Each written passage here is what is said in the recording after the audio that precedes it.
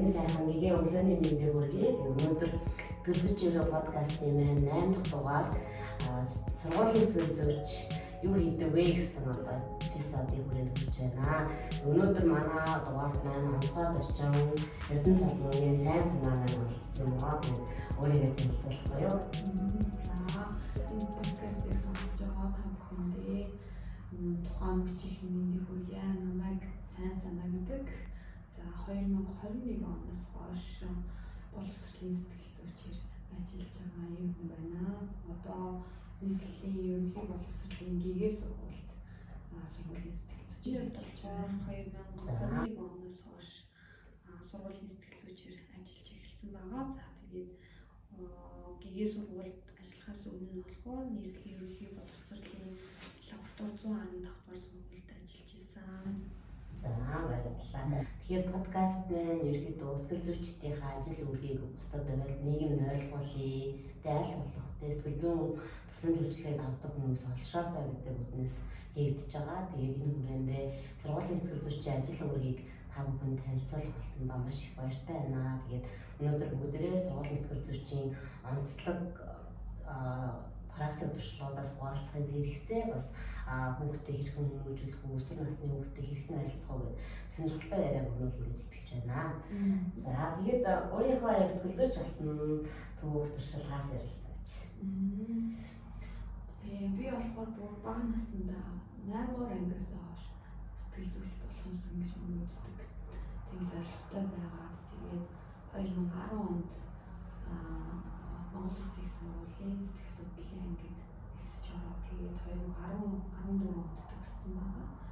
Тэгээд 2016 онд болохоор Бүдний аймаг хятад ард улс руу мэргэжилдээ ажиллаулаа. Тэгээд 2020 онд төгсөж ирсэн. За тэгээд боловсролын салбар руу яагаад төлхөө сонирхсон бэ гэхээр тухайн үедээ яг нөгөө боловсролын сэтгэл зүйч гэдэг маш их тийм сургууль маш их тийм чухал мэргэжилтэй хүн байна.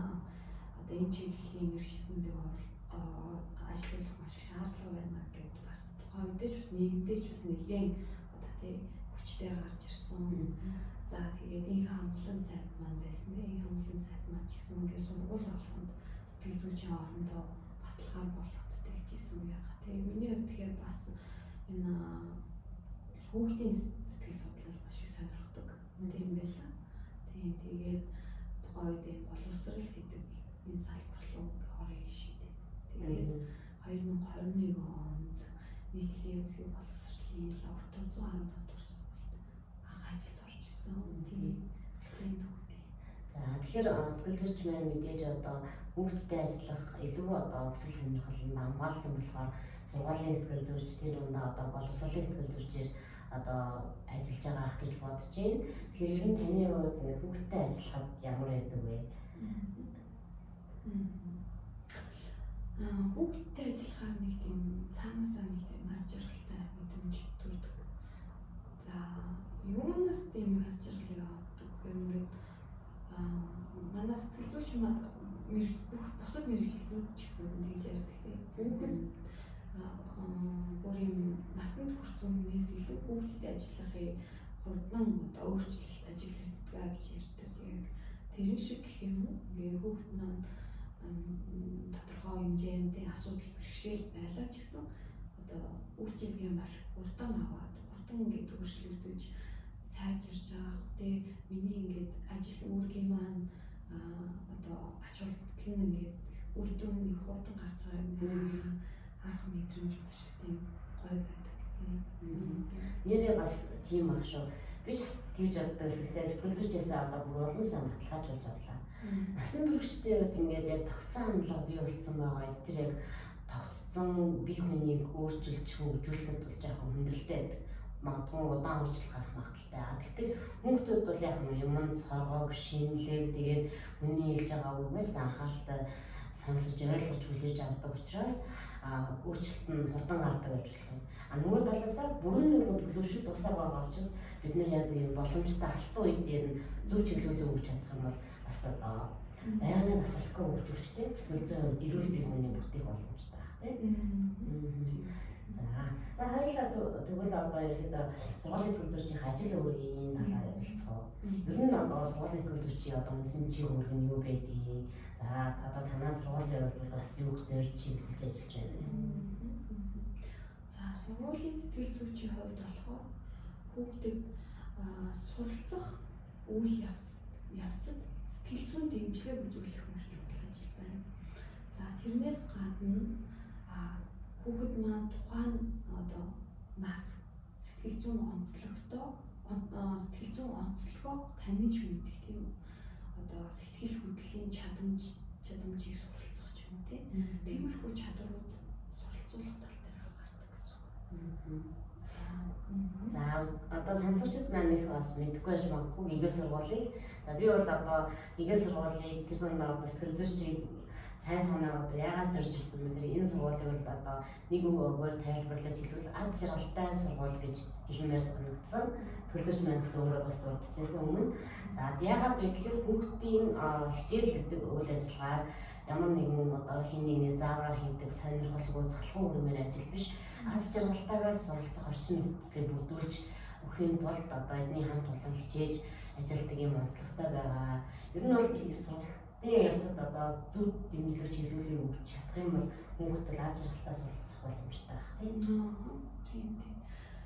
Манай сургуулийн яг одоо философи гэх юм уу тийм соёл гэх юм уу хүүхэд маань тайван жаргалтайгаар суралцах гэдэг одоо гол философийг баримталдаг гэсэн. Тэгээд жаргалтайгаар суралцсан. Тийм. Орчин болоод тэг харилцаа аюулгүй байх. Тэр болохоор яг тайван орчныг бүрдүүлэх гэсэн. Тэгээд жаргалтай тэр хичээлээсээ тэр харилцаанаасаа орчноосоо ч гэсэн нэг тийм аз жаргалтай одоо суралцах хүсэл тэмүүлэл. Энийг суралцах ямар гоё юм бэ? Энэ ямар гоё юм бэ? Энийг би цаашаа сурж мэдэх юмсан. Гэсэн тийм одоо мэдрэмжтэй суралцуулахыг зорддог гэсэн. Одоо яг хүүхдүүд тийм мэдрэмжтэйгээр суралцаж чадж гин үү? Яг тийм тохиолдолд хүүхдүүд бас ямар эерэг өөрчлөлтүүд эсвэл амжилтууд гардаг вэ? Тийм тэгээ ер нь хүүхдүүд суулгах хүүхдүүдтэй ингээд сэтгэл зүйн зөвлөгөөгөөр зөндөө уулзсан л та уулзаад ярилцж байхдаа одоо ерөн сургуулийн орчин чам ямар санагдаж байна? Сургууль ер нь яаж юм гэж асуувал ярилцсан шүү дээ тийм. Тэгэхээр ерөнхийдөө ихэнх хүүхдүүд болохоор сургуулийн орчин маань маш их аюулгүй тайван байна. Тийм энд болохоор ямар нэгэн өрсөлдөө тийм би одоо энэс илүү байх хэрэгтэй, би тэрнээс илүү байх хэрэгтэй ч юм уу тийм. Би хамгийн шилдэг мундаг байх хэрэгтэй, би тийм олимпиаданд заавал төрүүлэх хэрэгтэй ч юм уу тийм. Тиймэрхүү дарамт болохоор нэгдүгээр баг. За хоёрдугаар болохоор багш нар ингээд аль болох манай багш нар одоо анхнаасаа бид ингээ багш нарыг бас ингээд сургалтанд сайн хамруулаа тийм. Энэ соёл одоо философийн талаар ойлголтыг маш сайн өгдөг гэсэн.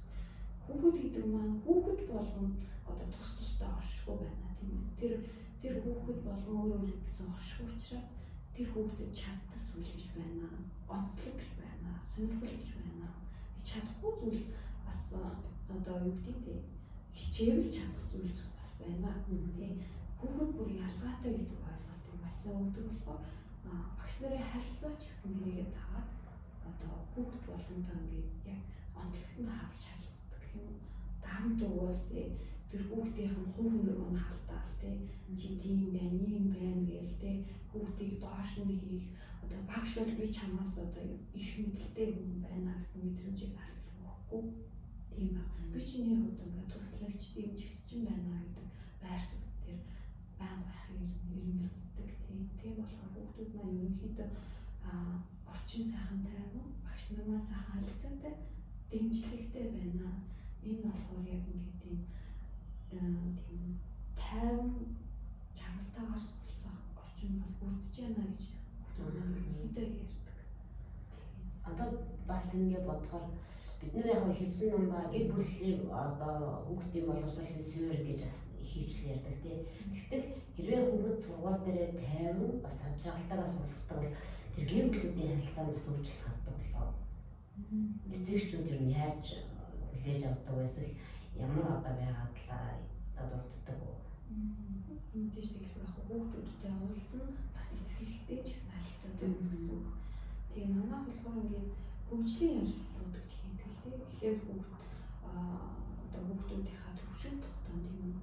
За яг хичээлүүдийн чадварууд байна. Тэр бас нөгөө төлөвшил, хандлага, сэтгэл зүйн талаас нь ч гэсэн ингээд одоо суурь эмнэлгээнүүд хийдэг гэсэн. Гарааны эмнэлгээнүүд хийгээд хөгжлийн ярилцлаган дээр эцэг эхчүүдтэй уулздаг. За хүүхдийн хувьд иймэрхүү байна. За дараагийн үйлрэлээр ямар одоо цааш ямар зорилготойгоор яаж суралцах вэ? За ямар одоо төлөвлөгөө гаргах вэ? Энэ дээр одоо гэр бүлийн зүгээс ямар дэмжлэг, сургуулийн зүгээс, багшийн зүгээс хүүхэд маань ч гэсэн яаж ажиллахад одоо яаж ажиллах хэрэгтэй вэ гэдэг талаас ярилцдаг гэсэн. За хөгжлийн ярилцлагыг болохоор ингээд улирал ихээсгээд улирал төгсгöd болохоор заавал хийдэг байхгүй юу? Тийм тэгээ ер нь эцэг эхийн оролцоо байнга оролцуулдаг гэсэн. Ер нь ийм соёлтой ч гэсэн багаагаар ингээд эцэг их асар хамгаалагч нарын ингэж оролцуулаад тэрийг мэдрүүлээд явдаг гэсэн. Хөгжлийн ярилцлага нь одоо эцэг их хүүхэдгээс сэтгэл зүйч байдаг гэсэн үг үү? Сэтгэл зүйч юу байхгүй юу? Сэтгэл зүйч одоо ингээд манай багш нар бүгдээрээ ингээд эцэг их хүүхдүүдийг хүлээж авдаг гэсэн. За тэгээд асран хамгаалагчтайгаа хамт хүүхэд ингээд бүх багш нартайгаа сэтгэл зүйчтэйгаа нийгмийн ажилтнтайгаа бүгднтэй ингээд уулзаад явдаг гэсэн. Тийм. Тэнгээс нь зөвлөгөө аваад явах нь шүү. Ингээд одоо ингэж цааш ажиллана гэдэг. За ингээд сургуулийн сэтгэл зүйчээр ажиллаж байх явцад ер нь бахархмаар хамгийн сайхан зүйл нь юу байдаг вэ?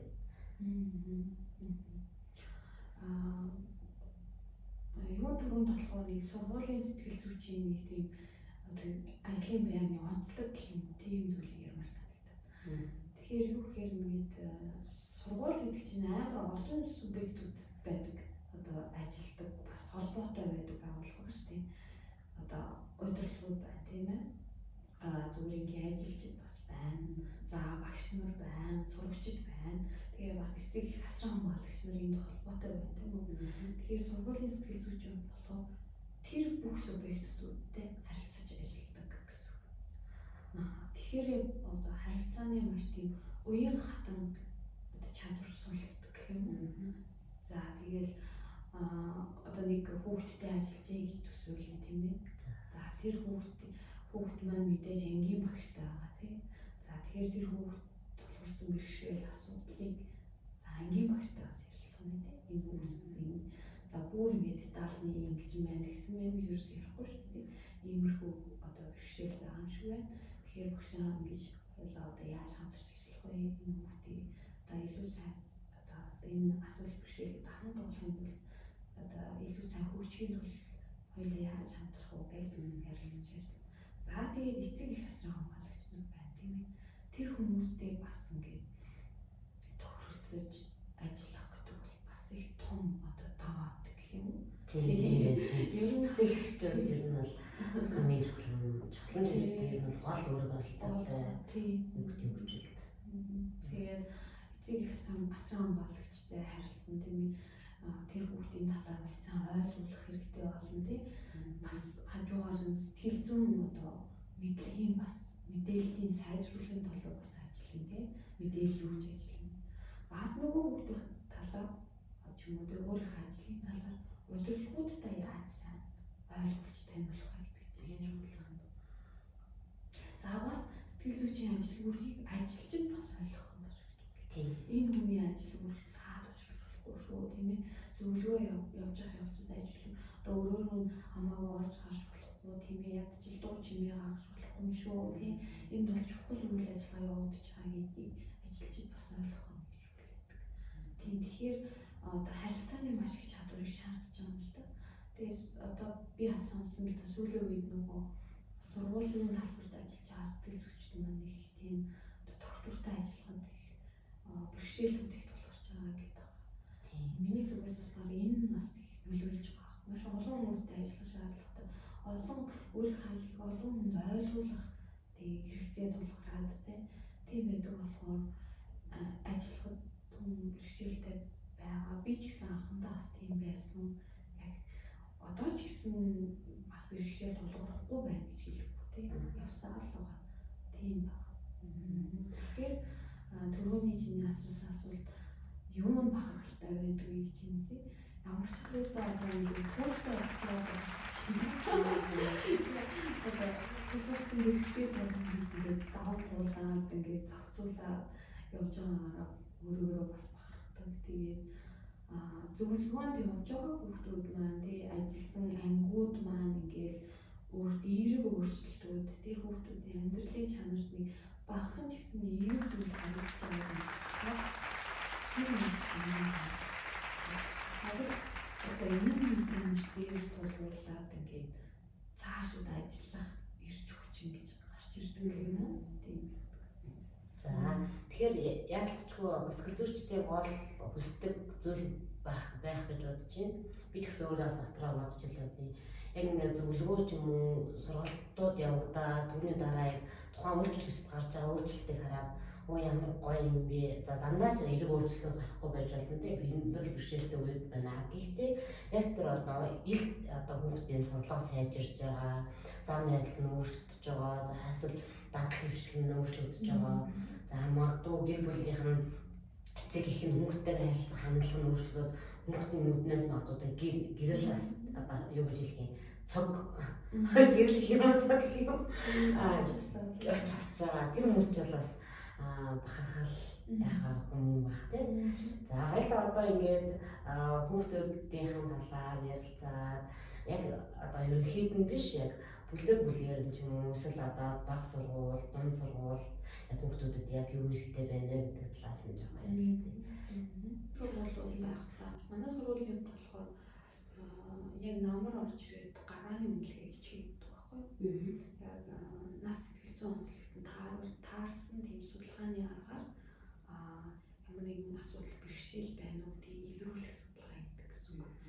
Тэгээд ер нь судалгаа болоод зөвлөгөөнөөс анзаарах юм бол бага насны хүүхдүүд дээр хөвчлэн одоо хит хөдөлгөөнтэй байдал, анхаарал одоо дутмагших байдал. Гэхдээ бүр юм ADHD гэж үзэж болохгүй л дээ. Зүгээр нэг анхаарал төвлөрөхөд хэцүү байх тий хөдөлгөөнтэй байх асуудлууд. За тэгээд тэрнээс гадна үеийнгийн асуудлууд. Үеийнхтэй харилцааны асуудлууд тий гарч ихэнхдээ тохиолдож идэг гэх юм уу? Одоо юу хэмдэ одоо хүний хийх цагийг ойлгохгүй байх тийм ээ. Хүний биенийхээ бие хамаагүй хүрэх, биенийхээ эд зүйлсэд хамаагүй хүрэх. Тэгээд хичээлийн явцад ингээд саад болох, биеиндээ саад болох тийм. За тэгээд тэр нь бол одоо тийм санаатай үйлдэл ерөөсөө биш шүү дээ. Би энийг ингэчий тэгчий гэж байгаа биш. Тэгээд ер нь анхаарал тогтохгүй байхаас шалтгаалж байгаа болов уу гэж таамаглаад байгаа. Тэгээд тэрнээс болоод одоо биедээ хамаагүй муухай үг хэлэх ч юм тийм. Тиймэрхүү хандлагууд ажиглагддаг гэсэн. За тэгээд бас дунд ангиудад яг одоо багаасаа дунд руу шилжиж байгаа шүү дээ. Дунд ангид бас хөдөлгөөнтэй байдлууд бас анзаарагдана. Тэгээд 6 дугаар анги ялангуяа нэлээд хөдөлгөөнтэй байдаг. Бас яг тэрний сайн суралцаагүй л байгаа гэсэн үг байхгүй. Нөгөө төлөвшөх явц нь ингээл багагаар явагдаа л байгаа. Тэр хүмүүсийн чинь нэгэ бид нар бас хөдөлгөөнтэй байна чи тэгж болохгүй гээл те мэдээж хэлнэ л дээ. Тайван байхыг хичээ тийм ээ. Яаж тайвшрах уу чи одоо ингээ чи ингээ хажуу сууж байгаа хүүхдээ ингээ хүрээд байна. Ингээ тань юмыг аваад байна. Тэгж болохгүй байхгүй юу гэдэг. Юу нь бол хэлнэ. Тий. Гэтэ хүүхэд маань хөгжиж байгаа одоо би өөрсдөө тий хөгжиж байгаа юм а гэдэг тал руугаа илүү анхаардаг. Хүүхдийг тийм байна, ийм байна гэж шууд чичлээд л тий. Яа тэр манай тэр өстой нэг юм гэдэг шүү гэж бүр ингээл тэр хүүхдийг ингээл хар бараан болгоол тэгдэг тийм. Хүүхд хөгжнөө л гэдэг талаас нь бид харж байгаа гэсэн үг. За тэгэл дунд болохоор одоо 8 9 болоод ирэхэд нэлээд докторчод ирдэг. Харьцангуй докторж байгаа л тийм хандлага нь төлөвшөөд ирж байгаа гэсэн үг. Ахлах руу ороод ирэхээр тийм 10 11 12 бол нэлээд тийм доктор сууршил харин ч бүр эсэргээрээ тэрийг бүр хөдөлгөх гэж бүр ингээд бүр хичээж эхэлдэг тийм Жохон идэвхтэй байгаад өгөөч гэдэг талаас нь ажиллаж эхэлнэ гэсэн үг. Ирж хүчтэй хайчмаа. Тэгээ ер нь бол нилээгээл бага төлөвшсөн байдаг байхгүй. Тиймэрхүү ажиглалтууд. Тэгээд ер нь болохоор дунд ахлахууд руу болохоор хвчлэн нөгөө тийм сэтгэл зүйн хямралт асуудлууд ажиглагдана. Тийм. Ер нь өөрийгөө илэрхийлэхгүй тийм ээ. Магадгүй ингээд одоо эцэг эхийн хүмүүжлээс хамаарат тийм сэтгэл хөдлөлөө дараад тэрийг нуугаас хүрсэн хүмүүс их хвчлэн ингээд сэтгэл зүйн хямралууд их ажиглагдана. Тэр нь одоо болохоор ингээд бие организмээр нэрлэрнэ шүү дээ тийм. Тэр судалгаан дээр харагддаг л да. Эдсний хямрдаг ч юм уу. За тэгээ анхаарал нь тогтож өгөхгүй байх ч юм уу тийм ээ. Тэгээд бас тиймэрхүү шинж тэмдэг өөртөө итгэлгүй одоо байх ч юм уу тийм ээ. Өөрийгөө муу гэж хардаг ч юм уу тийм муу гэж боддог ч юм уу тийм. Би энэс султураа энэс чадваргүй гэдэг ч юм уу тийм. Тиймэрхүү зүйлүүд ажиглагддаг гэсэн.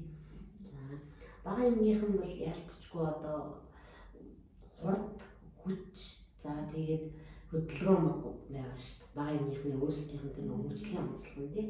Бид нэр чинь хөдөлж хөгжиж байгаа. За мэдээж тодорхой хугацаанд анхаарлаа төвлөрүүлээд хичээлийн сургалтын үйл ажиллагаанд оролцох чадвартай байх хэрэгтэй тийм. Ер нь багш нар жоохон хүмүүсийг бага юмд нь хэтэрхий их суулгах гэдэг хандлага байдаггүй. Юу гэж бодож байна? Тийм. Одоо ингээл жишээ нь 6 настай хүүхдийн анхаарал бол 12 минут л төвлөрөх боломжтой байдаг шүү дээ. 10 минут л төвлөрөх боломжтой. Гэвтэл бид нэр тэр хүүхдийн хичээлийн 30-40 минутын турш ингээд нам ингээл анхаарал ингээл хараал тий суулгах боломж байхгүй. Тэрийг багангийн манай багш нар ерөнхийдөө мэддэг. Тийм болохоор хэсэг ингээ яг ингээд богинохон тэр минутад л анхаарч байгаа тэр минутад л маш сайн ойлголт өгөхийг зориод бус нь болохоор ингээд тэгээд сэтгэл зүйчтэй ингээд ярилцах хорон мэтлэг маш үнцэнтэй гоё яддаг шүү дээ. Тэгээд бас өөрийнхөө одоо хувийн юм зориод асууж чинь. Одоо манай хүүхд чинь 5 дахь анги байхгүй юу. Тэгээд 6 ангинд шилжиж байгаа гэсэн үг шүү дээ. Тэгээд тэрэн дээр нь би бас аягүй санаа зовдог байхгүй. Ер нь бол нэлээд хөдөлгөөнтэй. Хөдөлгөөнтэй дээрээ одоо 6 ангинд шилжих яана сурахад ямар ах бол ямар асуудлууд тулгарх бол эсвэл яана одоо ингээд бага ингээд байж байгаа одоо хараа амлтгуу дунд анги руу оронгууд үеийн ингээд хэрэглэлтэнд өртчих үедээ ч юм санаа зовоод байдаг байхгүй. Энэ дээр ер нь эцэг эхийн ч юм уу багш одоо эсвэл төлөвчийн хүмүүс одоо ямар дэмжлэг бүгд байвал зүгээр гэдэг юм. За мэдээж 5 дугаар ангиас 6 дугаар анги руу дунд анги руу шилжих үйл явц тийм маш их тийм чухал шилжилт байдаг тийм. Хүүхэд нэг цөөхөн хідэн 3-4 багштай харилцдаг гэсэн бол одоо дунд ангид дураа маш олон багш нартай харилцаж эхэлдэг. Хүүхдийнх нь өөрийн сэтгэл зүйн онцлогч гэсэн нэг тийм өөрчлөлт гарч ирж байгаа юм ажиглагддаг. За 5 дугаар анги 6 дугаар анги болохоор хоёулаа ингээд шал өөр юм шиг одоо ингээд 5 дугаар анги болохоор ингээд би ямар ч хэлсэн бага ангийн хүүхэд те би ингээд одоо нөгөө бага ангийн багш чинь ингээл 1-5 хүртэл тэр хүүхдийг аягүй сайн мэддэг болсон те. За шууд одоо ингийн шүү, тэгийн шүү гэхээр бага ангийн багшийнхаа үг маш сайн ороод те амар хурдан за тэгээ хий гэж тэгэл хийгээ явж хүүхдүүд юм тгээ хандлаа. 6-д орохоор хүүхд маань яах вэ гэхээр өө би дунд ангийн хүүхд болчлоо гэл. За дааж авч байгаа багш нь жишээ шүү дээ те. Хүүхдүүдээ сайн таньж мэдээгүй байгаа багш шүү тойж ирнэ. За олон багш нар солигдно. Тэгэл би дунд ангийн хүүхэд гэх юм аягүй чөлөөтэй болж эхэлдэг. За би энийг ч хийж болох юм болов уу? Тэрийг ч хийж болох юм болов уу гэх те. Тэгж болох байхаа гэгээд эргээрээ харах юм бол 6 дугаар анги бол маш их тийм сонирхсон нас байдаг. Юмыг маш их сонирхдаг. Идэх зүтгэлдээ оролцоо бол бүр ингээд юм хамгийн өндөр түвшинтэй гэж хэлж болохоор заяа. Маш их идэвхтэй айгүй гоё хичээл ороход бол маш их идэвхтэй боловч маш их замбраагүй. Тэгэхээр яг ингээд 6 дугаар ангийн хүүхдэд хичээл орохдоо болохоор бүх ахлах бүрийн ингээд зааж өгсөн хичээлээ бүр айгүй гоё болдог. Бид нэр бүгд ингээл би гэж оролцдог нь маш их гайхалтай. Юмыг маш их ингээд танин мэдчихдэг. Энэ юу юм болоо, тэр юу юм болоо, би энийг хийж үзэх юмсан, тэрийг хийж үзэх юмсан, би энэнд хариулчих, би энийг мэднэ багш шаа гэл тий би өөрийгөө харуулахыг маш их зорддог тийм гоё нас байгаа.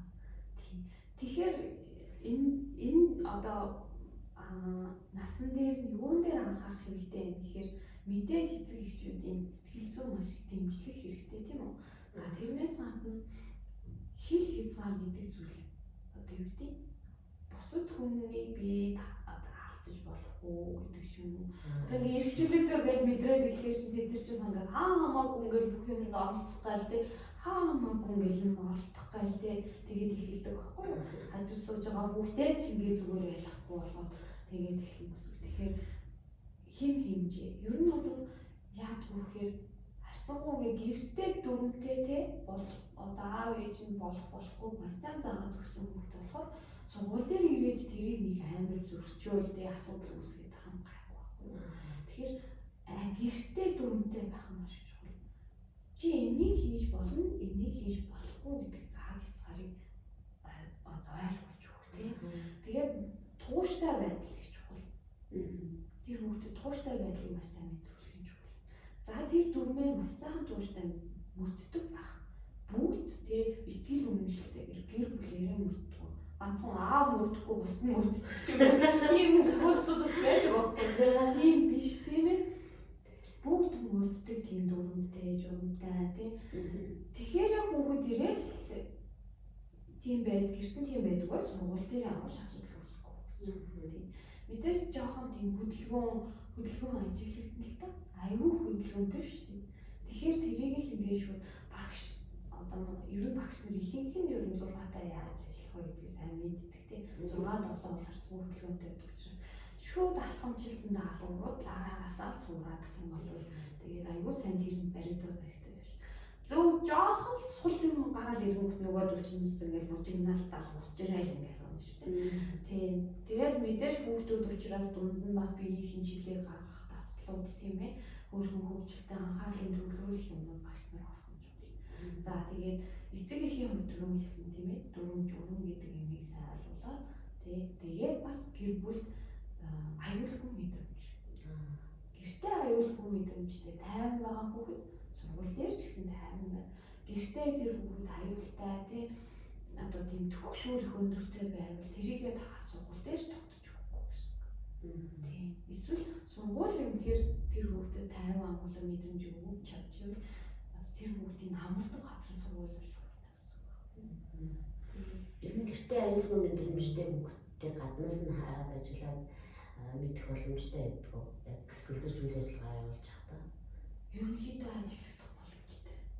Яагтгүй тэр хүүхэд зүгээр л ядчил одоо үеийнхэнтэйгээ хүүхдүүдтэй ивэ болоод харилцаж байна. Сэтгэл хөдлөн доктортой гэсэн үг байхгүй. Тэгээд сургалтын үйл ажиллагаанд оролцох өөрийнхөө чадварын хэмжээнд оролцоод явчихна. Тийм. Багш нартайгаа харилцаа, өөрийгөө илэрхийлэх байдал нь ч гэсэн нэргээ танаа сайн байна. Тийм. Гэр бүлийн орчин таагүй байгаа тийм үү? За таагуугаас гадна бүр нэг тийм хит чөлөөтэй байлгадаг тийм гэр бүл чинь эрх дураа хит эрх дураа байлгадаг хүмүүс байна. Тийм хүүхдүүд сургууль дээр ирээд хүмүүстэй харилцах бэрхшээлтэй. Яг хязгаар. Яг нөгөө эрх дураараа байдлыг л сургууль дээр ирээд хүсдэг гэсэн. Ангийнхаа хүүхдүүдээ өөрийнхөө дураараа байлгахыг хүснэ. Багшийн шаардлагыг хүлээж авах эсэргүүцхийг хүснэ тийм ээ. Тэрхүү хандлага гарч ирнэ гэсэн. Тэгээ хичээлд анхаарахад хэцүү байна. Таагүй учраас төгшүүртэй авчирсан.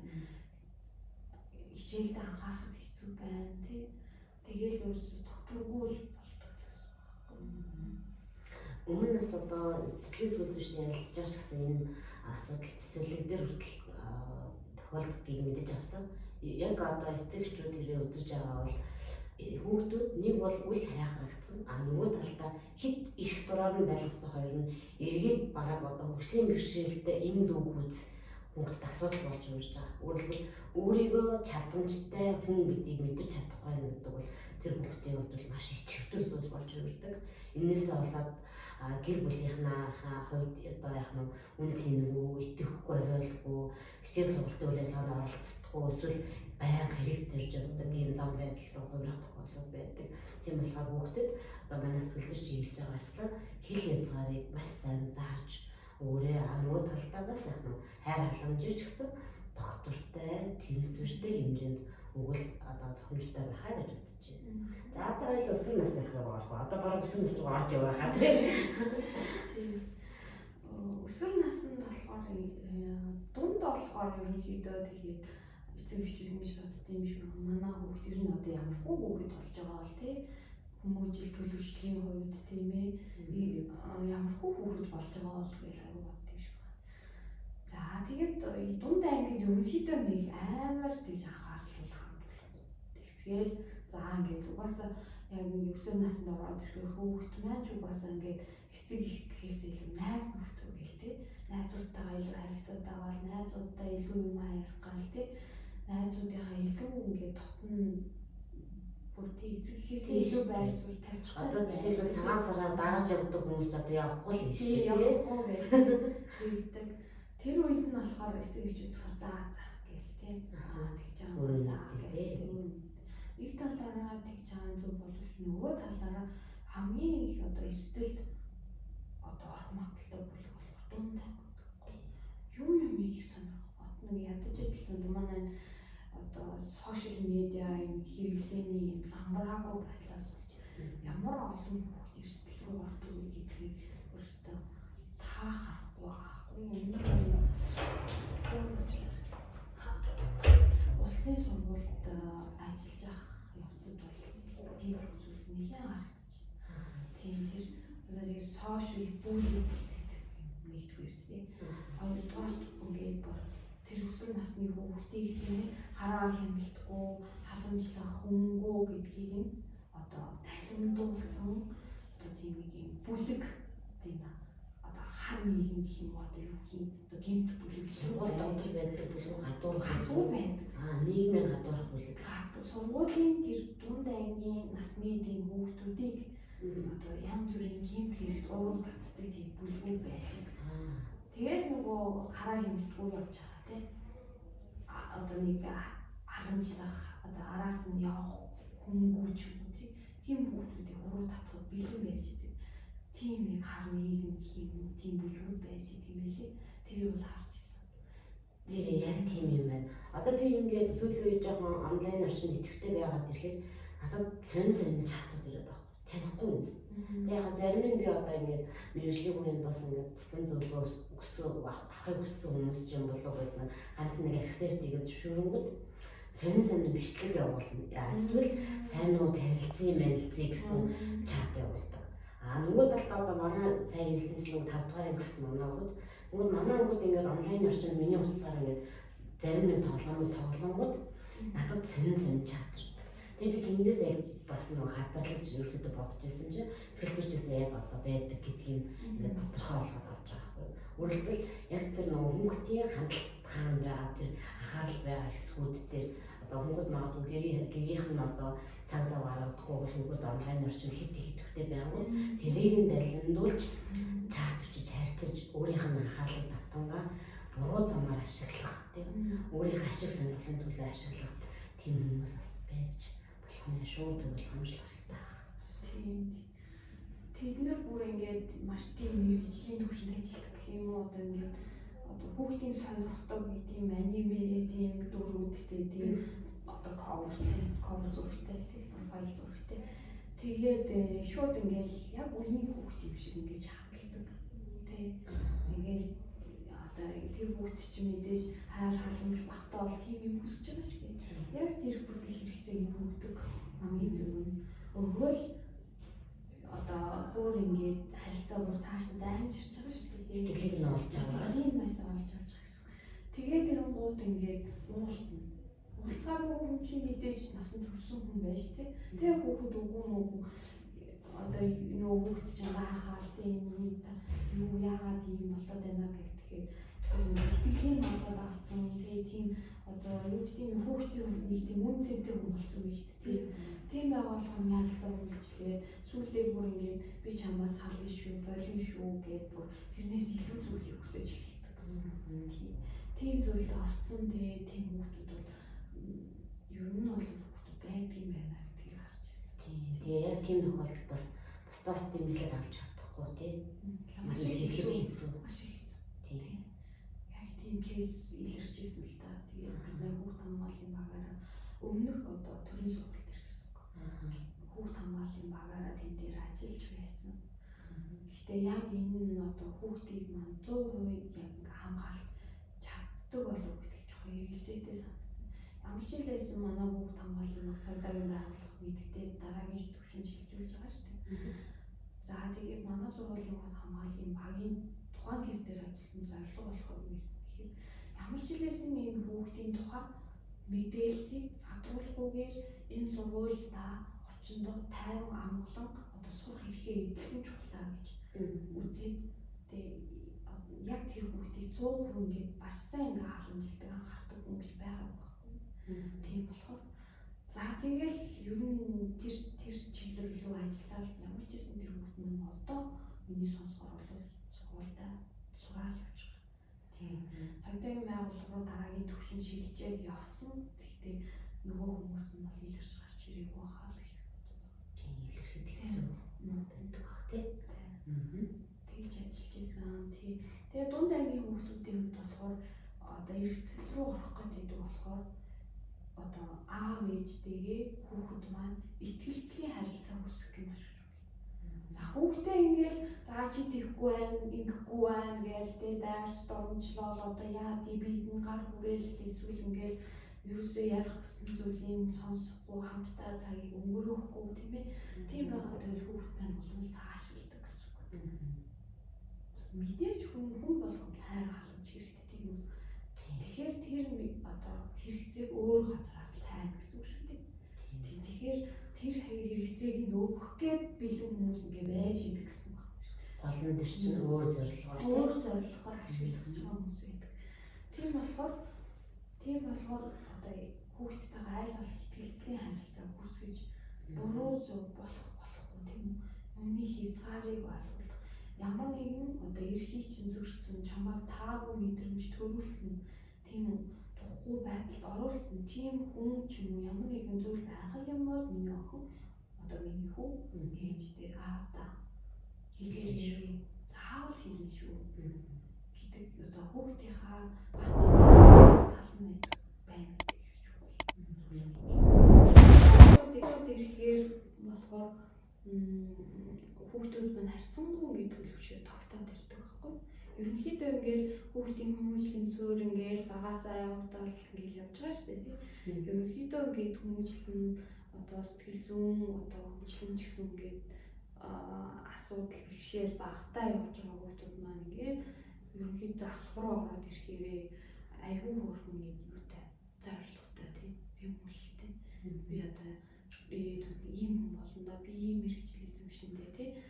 За би нэг иймэрхүү хүнтэй ч юм уу тий. Тиймэрхүү ерөнхий баримжаагаа айгүй сайн болоод ороод ирдэг гэсэн. За тэгэхээр суурьндаа ч юм уу жоохон асуудал бэрхшээл байсан хүмүүс маань ирээдүйд яах одоо тийм төлөвлөгөө багтаа орж ирнэ.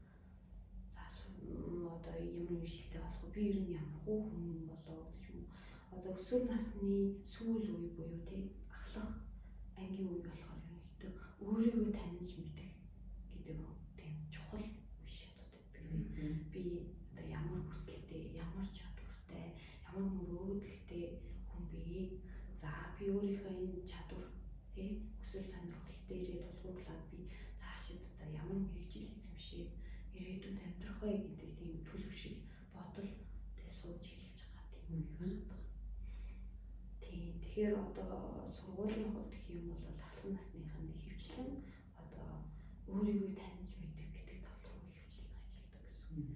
Одоо сэтгэл хөдлөлийн чадамжийг хөгжүүлэх хичээл маань болохоор дунд ангиас эхэлж ороод явдаг л да. Хүүхэд маань дунд ангиас эхлээд өөрийнхөө сэтгэл хөдлөлийг анзаарч таньж тэрийг зохицуулах суралцаад. За өөрийнхөө гадна бусдын сэтгэл хөдлөл